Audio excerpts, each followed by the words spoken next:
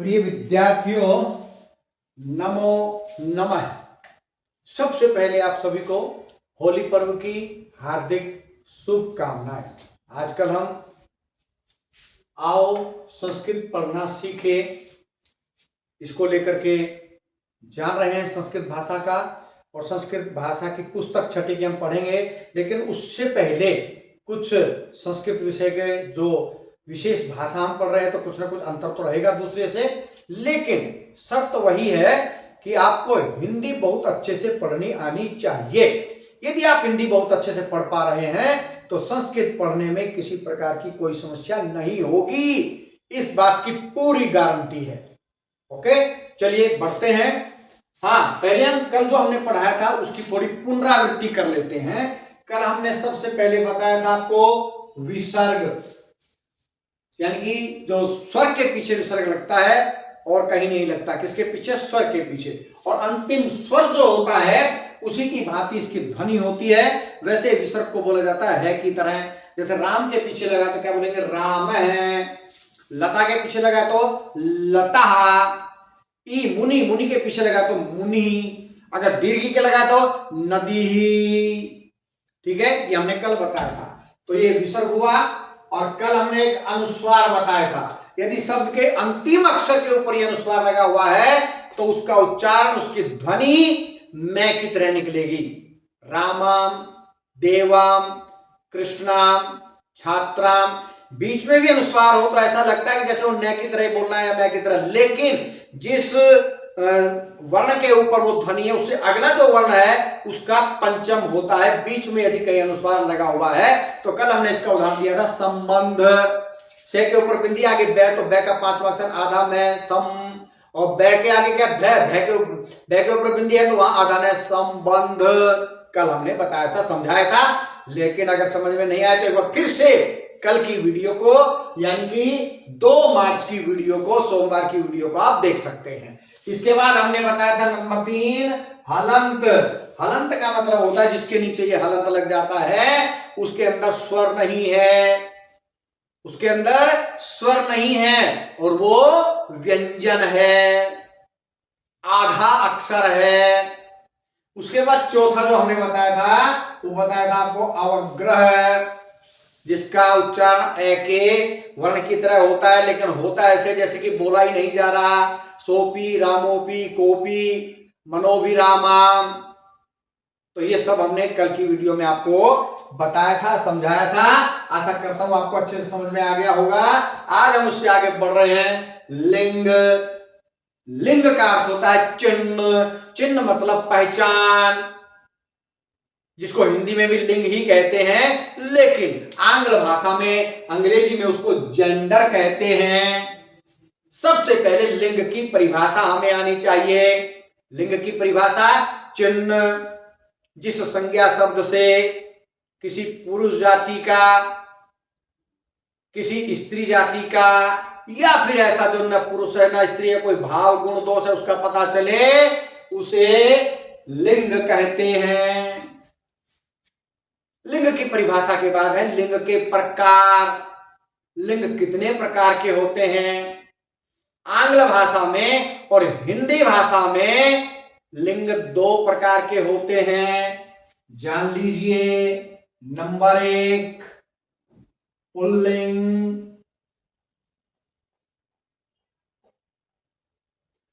Number 2 स्त्रीलिंग, number 1 pulling, number 2 स्त्रीलिंग। अंग्रेजी में उसको कहते हैं मस्कुलिन जेंडर और इसको कहते हैं फेमिनाइन जेंडर, या शॉर्ट में समझें तो मेल फीमेल। तो चलिए अब इनकी भी तो परिभाषा होगी कोई। पुल्लिंग जिस शब्द से, जिस संज्ञा शब्द से पुरुष जाति का या पुरुषत्व का बोध होता है उसे पुल्लिंग कहते हैं। जैसे राम, बोलना तो अब आपको आएगा, विसर्ग हमने कल बताया था। राम, श्याम, देव, ठीक है जी। तो पुरुष जाति का बोध हो, पुरुषत्व का बोध हो, उसे कहते हैं पुल्लिंग। यही हिंदी में और यही अंग्रेजी में लगा गया। उसके बाद है स्त्रीलिंग। जिस संज्ञा शब्द से स्त्री जाति का या अस्तित्व का बोध हो उसे स्त्रीलिंग कहते हैं। जैसे लता, रमा, कृष्णा। तो ये तो हुए पुल्लिंग और स्त्रीलिंग जो हिंदी में भी होते हैं और आंग्ल भाषा अंग्रेजी में भी होते हैं। लेकिन संस्कृत में एक तीसरा लिंग और होता है जिसको कहते हैं नपुंसक लिंग। नपुंसक लिंग। अब नपुंसक लिंग की परिभाषा, जिससे न तो किसी पुरुष जाति का बोध हो न किसी स्त्री जाति का बोध हो, बल्कि कोई गुण दोष भाव इत्यादि का बोध हो, उसे कहते हैं नपुंसक लिंग। चलिए इसके उदाहरण देख लेते हैं। पत्रां, पुष्पां, फलां, जलां, पुस्तकां, आदि आदि आदि। तो लिंग का मतलब होता है चिन्ह, जिससे किसी पुरुष स्त्री या भाव दोष गुण का पता चले, उसे लिंग कहते हैं। हिंदी भाषा और आंग्ल भाषा में दो लिंग होते हैं, नंबर 1 पुल्लिंग और नंबर 2 स्त्रीलिंग। लेकिन संस्कृत भाषा में 3 लिंग होते हैं, नंबर 1 पुल्लिंग, नंबर 2 स्त्रीलिंग, नंबर 3 नपुंसक लिंग। अब थोड़ा सा और आगे बढ़ते हैं कि वे पुल्लिंग की जानकारी कैसे होगी, स्त्रीलिंग की जानकारी कैसे होगी और नपुंसक लिंग की जानकारी कैसे होगी कि ये शब्द पुल्लिंग है, स्त्रीलिंग है या नपुंसक लिंग है।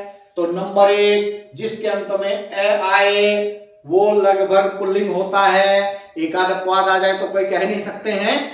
तो जिसके अंत में आ आए, ये अकारांत शब्द आए, अ है अंत में जिसके, तो यहाँ अ अंत में है, राम है, श्याम है, देव है। तो अकारांत शब्द जो हैं वो सारे क्या होते हैं, पुल्लिंग।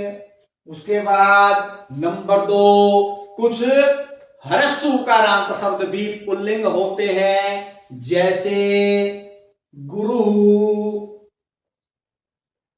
भानु, विष्णु। तो ये भी क्या है, पुल्लिंग है। ह्रस्व उकारांत भी अधिकतर पद की जो है क्या होते हैं, पुल्लिंग होते हैं। नंबर 3, बहुत से ऋकारांत शब्द भी अधिकतर, एक आध हो सकता है और भी हो, लेकिन अधिकतर क्या होते हैं, पुल्लिंग होते हैं। जैसे पितृ, भ्रातृ, भर्तृ। ठीक है जी। अकारांत शब्द, ह्रस्व उकारांत शब्द, ऋकारांत शब्द, और उसके बाद पुल्लिंग में जो है किसी ह्रस्व इकारांत शब्द भी होते हैं, जैसे मुनि। ठीक है, जैसे कि मुनि।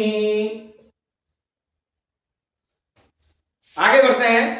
किसी पर्वत का नाम क्या कहलाएगा, पुल्लिंग होगा, पर्वत का नाम। उसके बाद किसी वृक्ष का नाम, किसी देव का नाम, पक्षी, ये भी सारे क्या होते हैं, अधिकतर पुल्लिंग होते हैं। लिखते हैं वही, जैसे हिमालय है, पर्वत का नाम है। हमने लिख दिया वृक्ष है, ये भी क्या है, पुल्लिंग है। हमने लिख दिया सुक है, ये क्या है, पक्षी का नाम है।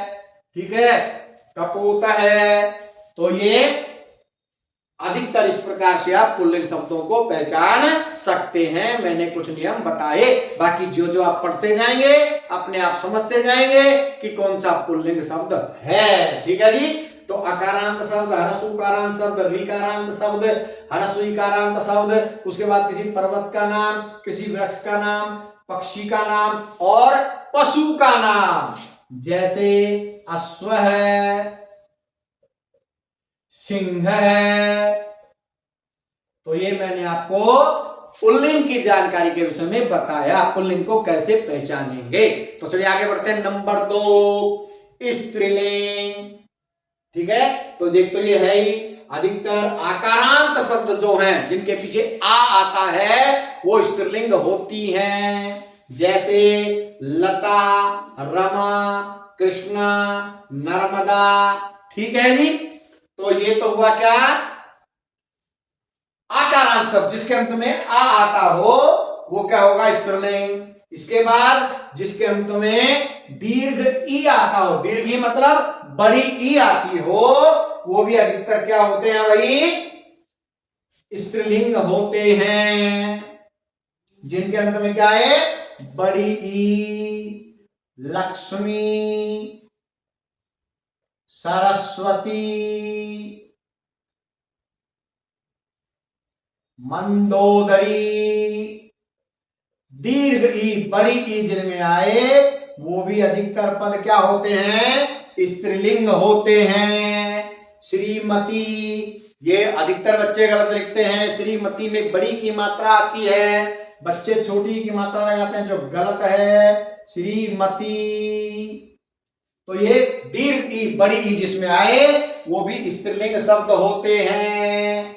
इसके बाद वही नदियों के नाम जो हैं, नदियों के नाम, तिथियों के नाम, भाषाओं के नाम, ये भी प्राय क्या होते हैं, स्त्रीलिंग होते हैं। नदियों के नाम जैसे गंगा, यमुना, गोदावरी, गोदावरी, नर्मदा, सिंधु, कावेरी, ये अधिकतर क्या होते हैं, स्त्रीलिंग होते हैं। और उसके बाद तिथियां, तिथि, प्रतिपदा, प्रतिपदा, द्वितीया, तृतीया, चतुर्थी, पंचमी, एकादशी, द्वादशी। तिथियों के नाम भी क्या होते हैं, स्त्रीलिंग होते हैं, तिथियों के नाम। और उसके बाद भाषाओं के नाम, जैसे संस्कृत भाषा, संस्कृत भाषा, हिंदी भाषा, आंग्ल भाषा, इनका भी नाम क्या कहलाएगा, स्त्रीलिंग। आंग्ल भाषा, तो ये भी क्या है, स्त्रीलिंग का प्रयोग है। और उसके बाद जो शब्द स्त्री जाति का बोध कराते हैं, जो शब्द स्त्री जाति का बोध कराएं वो भी स्त्रीलिंग होते हैं, जैसे माता, बालिका, अजा। तो ये किसका बोध करा रहे हैं, माता मैंने माता, बालिका मैंने लड़की, अजा मैंने बकरी। तो जो स्त्री जाति का बोध कराएं वो भी स्त्रीलिंग होते हैं। और इसके अतिरिक्त कुछ आएगा तो हम पढ़ते चले जाएंगे, समझ में आता रहेगा। चलिए पहुंचते हैं नंबर 3 नपुंसक लिंग पर। नपुंसक लिंग जो हमारे लिए एक अलग लिंग है, अभी तक हमने पढ़ा है पुल्लिंग और स्त्रीलिंग, लेकिन संस्कृत भाषा में एक तीसरा लिंग भी होता है जिसको बोलते हैं नपुंसक लिंग। पुल्लिंग, स्त्रीलिंग और नपुंसक लिंग। हिंदी और आंग्ल भाषा में 2 ही पुल्लिंग और स्त्रीलिंग, हमेशा याद रखिएगा। तो नंबर 1 तो यही है, जिसके अंत में मैं आता हो वो पद क्या होगा, नपुंसक लिंग। पत्रम, पुष्पम, फलम, पुस्तकम, तोयम, ये सारे क्या होंगे, नपुंसक लिंग। उसके बाद दूसरा सा हल्का सा नियम क्या है, जिसके अंत में आता हो त्राम, त्राम, जैसे मित्रम, शास्त्रम, मित्रम, शास्त्रम, अंत में क्या आ रहा है, त्राम, त्राम। तो ये सारे क्या कहलाएंगे, नपुंसक लिंग। पात्रम, मित्रम, शास्त्रम, पात्रम, विद्युत रानी गई। तो भाई त्रम जिसके अंत में है वो भी क्या कहलाता है, नपुंसक लिंग। इसके बाद जो किसी भी प्रकार के गुण या भाव को दर्शाए। गुण भाव जैसे, ठीक है, गुण सुंदरम, सुंदर है कोई तो ये उसका गुण है सुंदरम। उसके बाद सुखम, उसके बाद दुखम,